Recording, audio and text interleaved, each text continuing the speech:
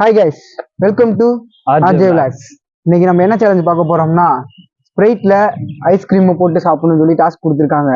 ஆனா கடையில கோக் இல்ல ஐஸ்கிரீம் தான்.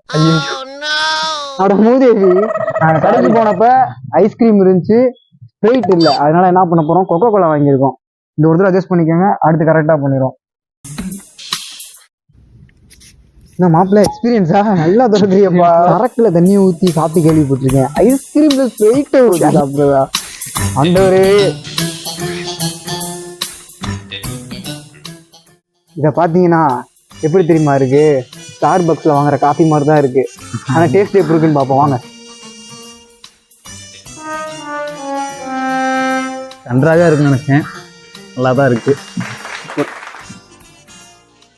ஒரு வழியா டாஸ்க் கம்ப்ளீட் ஆயிடுச்சு.